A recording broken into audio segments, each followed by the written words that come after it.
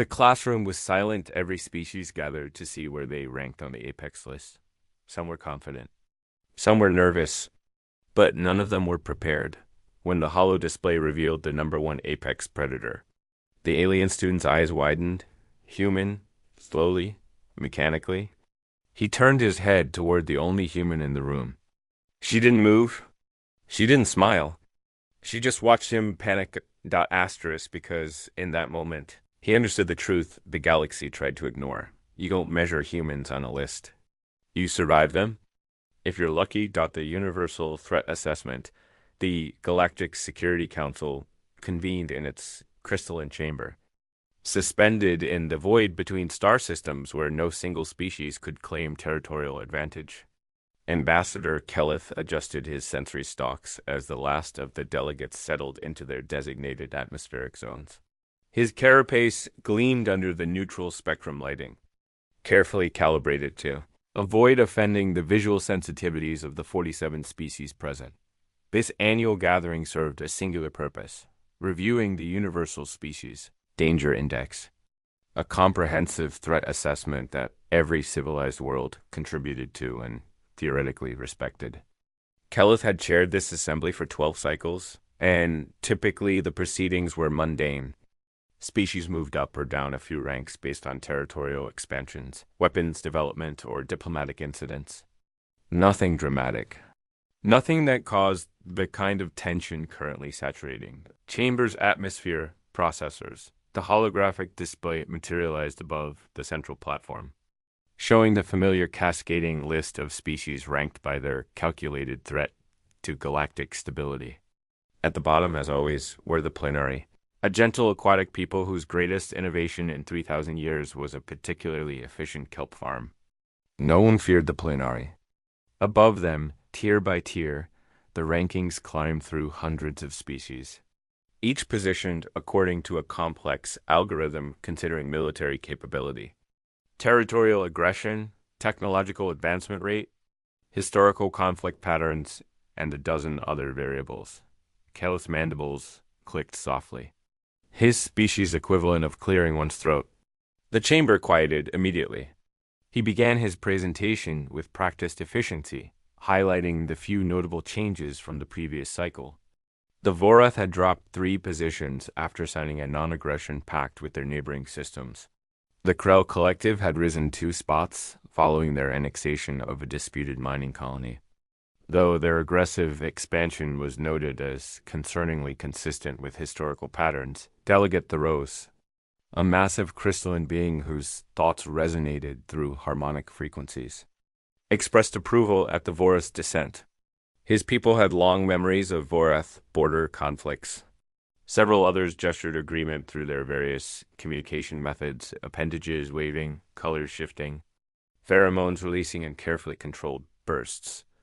Then Kelleth reached the upper tiers, where the truly concerning species resided. The Zathrak Empire held position 7, their brutal efficiency in warfare tempered only by their rigid adherence to treaty obligations. The Hive Collective at position 5, whose sheer numbers and coordinated intelligence made them formidable despite individual weakness. The Krell, recently elevated, now occupied position 4. Kelleth paused before revealing the top 3. This was where things would become complicated. The assembled delegates leaned forward in whatever manner their physiology allowed, attention focusing with predatory intensity. Position 3, the Vorten Confederacy, a militaristic alliance whose weapons technology consistently outpaced every other species by decades. No surprise there. They had held 3rd position for 18 cycles. Position 2, the Eternal Ascendancy, ancient beings with psionic capabilities that could shatter minds across light years. Also expected. They had been 2nd for as long as records existed, held from the top position only by their philosophical commitment to non-interference. Kelleth's sensory stalks twitched involuntarily. He had reviewed the data 17 times, had 3 independent verification teams confirm the calculations, had even consulted with the algorithm's original architects, now centuries dead, but their guidance protocols still accessible.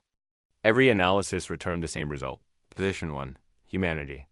The holographic display updated, and the name appeared at the apex of the ranking.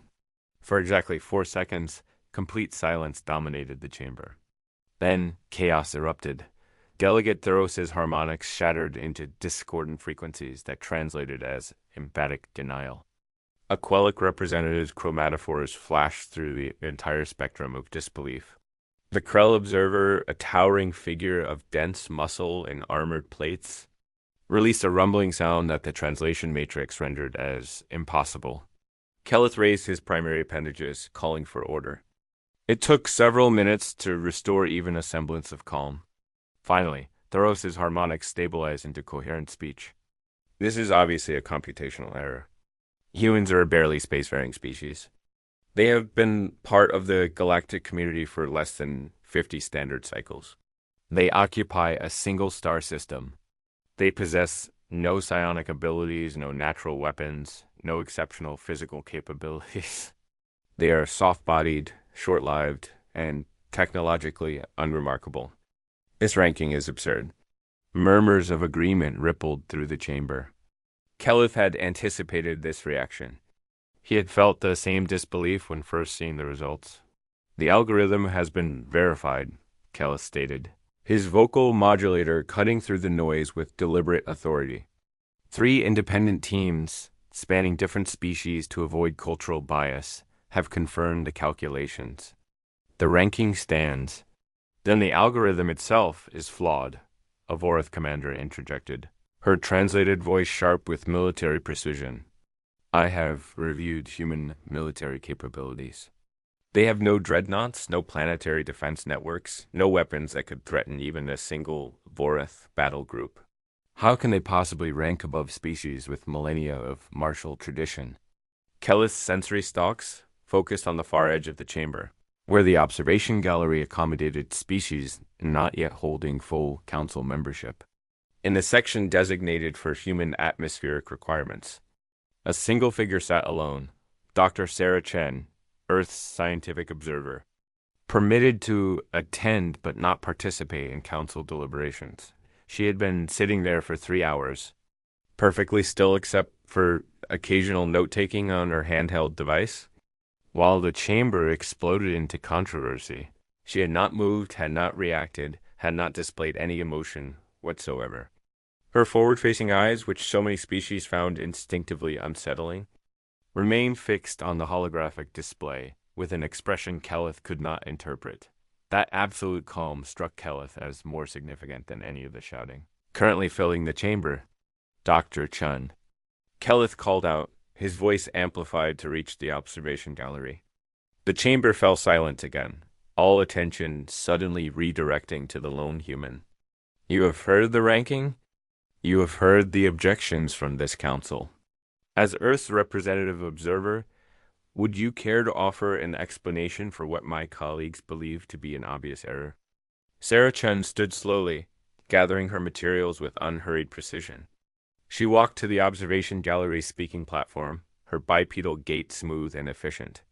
When she reached the podium, she looked out across the assembled delegates of 47 species, many of whom could crush her physically without effort, and smiled. It was a small expression, barely a slight upward curve of her mouth, but something about it made Kelleth's primary nerve cluster go cold. Of course, Ambassador, she said, her voice quiet but carrying clearly through the chamber's acoustic systems. I'd be happy to explain why humanity ranks number 1 on your threat assessment index. Though I should warn you, the answer might not be as comforting as discovering a computational error would have been. The uncomfortable truth, Sarah Chen's hands rested gently on the podium. Her posture relaxed in a way that seemed almost inappropriate given the tension saturating the chamber. She glanced down at her handheld device, scrolling through data with her thumb, then looked back up at the assembled delegates with that same unsettling calm. Let me start with a question, she began, her voice measured and clear. How many extinction-level events has the average spacefaring species survived before achieving interstellar capability? Silence greeted her inquiry. Finally, Delegate Theros's harmonics formed a response.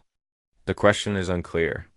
Extinction-level events, by definition, result in extinction. Species that survive such events are biological necessity, not extinct, and therefore the event was not truly extinction level. Sarah nodded slowly. A fair semantic point. Let me rephrase. How many times has the average species in this chamber come within measurable probability of complete population collapse before reaching the stars? More silence, though this time accompanied by uneasy shifts throughout the chamber.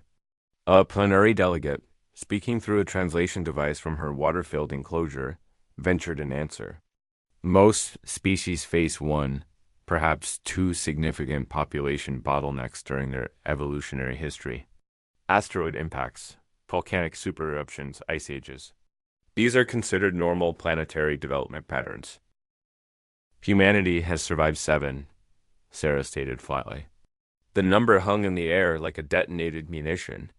7 separate events that reduced our global population to levels where genetic diversity alone should have prevented recovery. The Toba supereruption 74,000 years ago reduced humanity to somewhere between 3 and 10,000 individuals. We survived. Multiple ice ages that lasted tens of thousands of years, where most of our habitat became uninhabitable. We survived.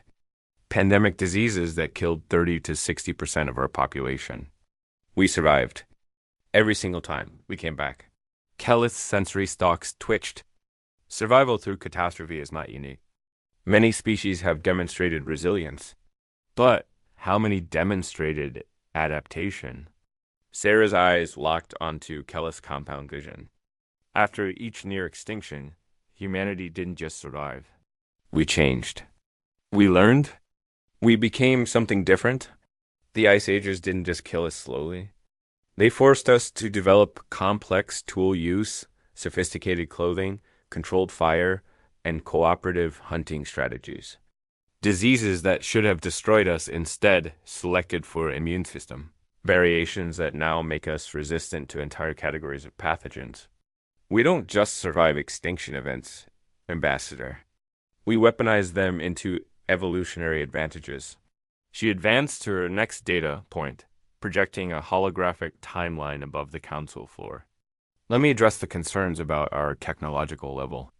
Yes, we've only been spacefaring for 47 standard cycles. But let me show you something interesting about human technological development. The timeline expanded, showing Earth's history compressed into visual segments. For roughly 190,000 years, human technology advanced at what you would consider normal rates. Stone tools improved gradually. Fire was mastered. Basic agriculture emerged. Then, approximately 12,000 years ago, something changed.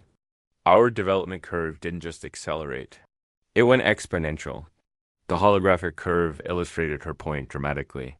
A nearly flat line that suddenly bent upward into an almost vertical climb. In the last 10,000 years, we went from basic agriculture to splitting the atom. In the last 500 years, we went from wooden sailing ships to faster than light travel.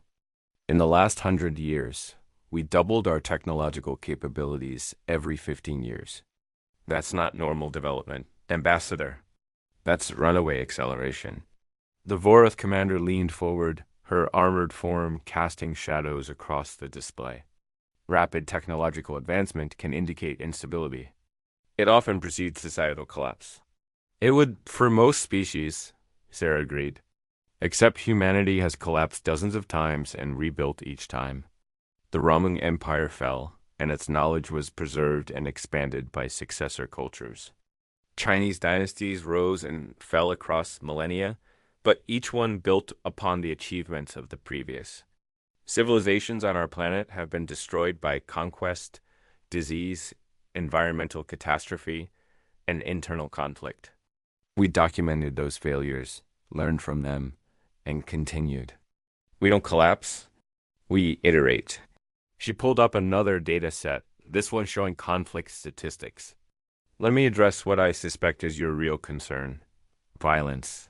Humanity has engaged in organized warfare for our entire recorded history.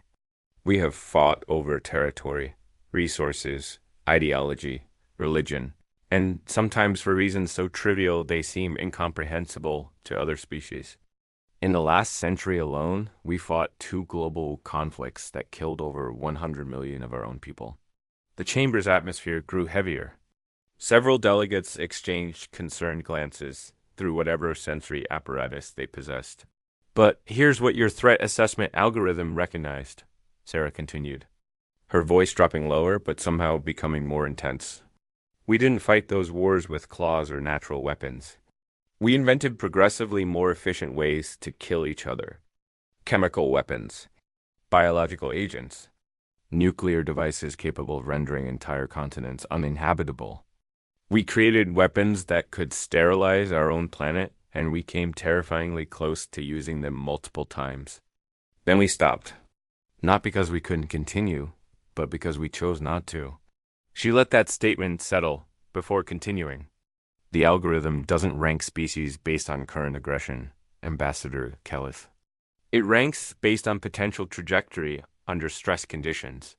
It asks a specific question. If this species faced existential threat, what would they become capable? Kelleth's mandibles clicked rapidly, a sign of agitation among his people. And what does it predict for humanity? Sarah's expression didn't change, but something in her eyes intensified. Anything necessary. That's what makes us Category 1 existential variable. Not because we're currently aggressive. We're actually quite peaceful by historical standards. Not because we're technologically superior. Dozens of species in this chamber exceed our current capabilities. We rank number 1 because when survival is at stake, humanity has no behavioral ceiling. She began walking slowly along the speaking platform, her movements deliberate and controlled. The Vorath fight according to rigid military doctrine developed over millennia. The eternal ascendancy operates within philosophical constraints they consider sacred. The Krell collective functions through consensus decision-making that requires time and coordination. Every species in this chamber has behavioral patterns, cultural limitations, lines they will not cross. Humanity has crossed every line we ever drew, and we did it to ourselves before anyone else could. The plenary delegate's translation device conveyed confusion. This seems like it should lower your ranking, not elevate it. Self-destructive tendencies indicate instability, not strength. We're not self-destructive, Sarah corrected gently. We're self-experimental. We test our own limits constantly, pushing boundaries to see what breaks and what doesn't.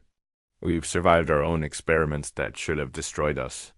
Nuclear testing, genetic modification, artificial intelligence development, climate manipulation. We've accidentally nearly destroyed ourselves 12 times and deliberately nearly destroyed ourselves twice. We're still here. We learned from each near miss, and we incorporated that knowledge into our collective understanding.